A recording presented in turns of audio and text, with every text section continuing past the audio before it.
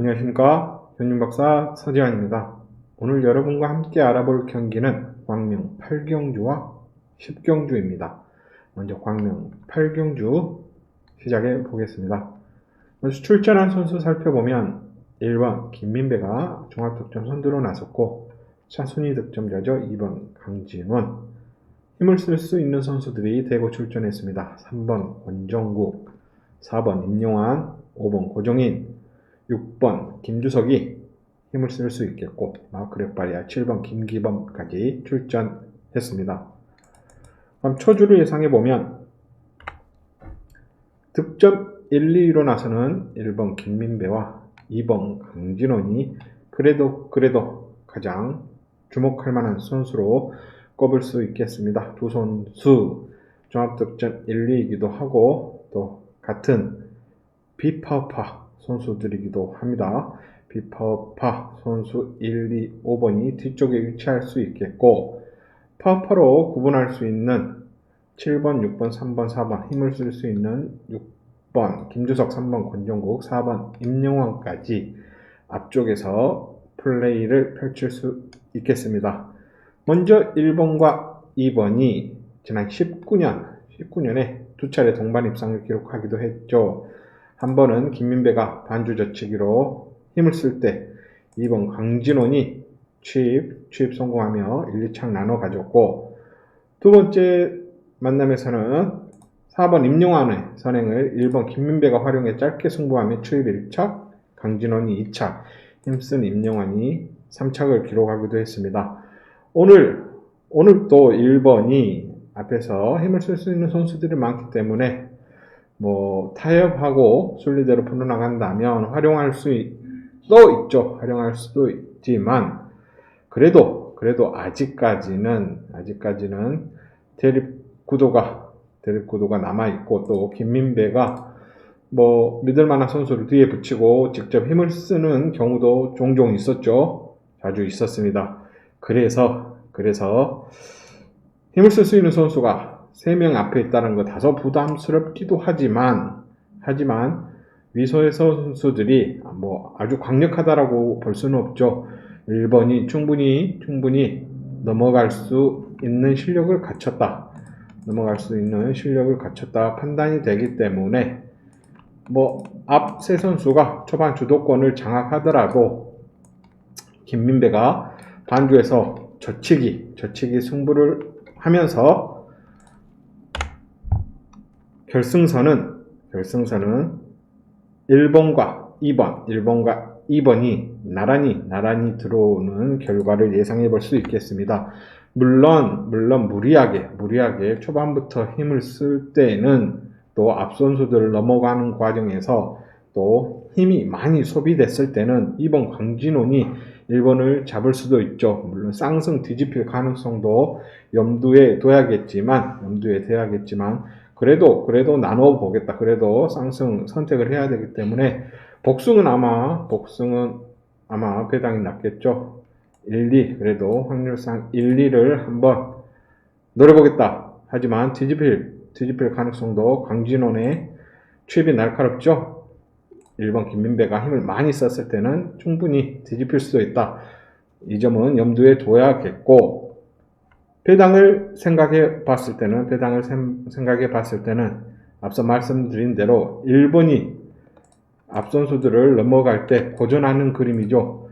외선 병주가 길어지면서 1, 2번이 동반 올라갈 수 있습니다. 이때는 이 세 선수 가운데 3번 권정국이 그래도 시속 조절도 가능하고 취입도 곧잘하죠. 선행도 되고 취입도 되는 3번 권정국이 노련미를 발휘하면서 36 또는 34 배당을 만들어낼 수 있겠다. 다른 선수들보다는 3번이 좀 더 노련하다 보여지기 때문에 1번이 넘어서는데 실패했을 때 1, 2번이 동반 몰락하고 3번이 활약하며 배당을 만들어내는 36과 34도 염두에 보십사 말씀드려 보겠습니다. 자, 광명 10경주입니다. 출전한 선수 살펴보겠습니다. 1번 이태훈이 종합득점 선두로 나섰고 2번 윤현준이 차순위 득점자입니다. 기량 무시할 수 없는 선수죠. 3번 최석윤과 4번 손진철, 1번 이태훈과 같은 광주팀 연고 선배 5번 김배영, 기량 무시할 수 없는 6번 류근희와 7번 정동호까지 출전했습니다. 초주 예상해 보면 1번 이태훈이 경기의 중심에서 활약할 수 있겠죠. 힘을 쓸 수 있는 1번 이태훈이 경기의 중심에서 활약할 수 있겠고 1번 뒷자리는 같은 광주 출신 또 마크력 뛰어난 5번 김배영이 위치할 수 있고 2번 윤현준도 경우에 따라서는 1번 뒷자리도 가능하겠다. 1번이 2번과 한 차례 만난 적이 있죠. 지난달 6일 결승에서 한 차례 만난 적은 있습니다. 그때는 1번이 같은 팀, 복광주팀 선배 정경호의 선행을 활용해서 추입승부했고 2번 윤현주는 1번 뒷자리에서 머물며 사착을 해야만 했었죠. 하지만 오늘은 평일 경기이고 또 직전의 차 금요일에 불의의 일격을 당하며 특별 승급 좌절된 1번 이태훈이 또 무리하게 경기를 풀어갈 것 같지는 않습니다. 최대한 순리대로 풀어가지 않을까.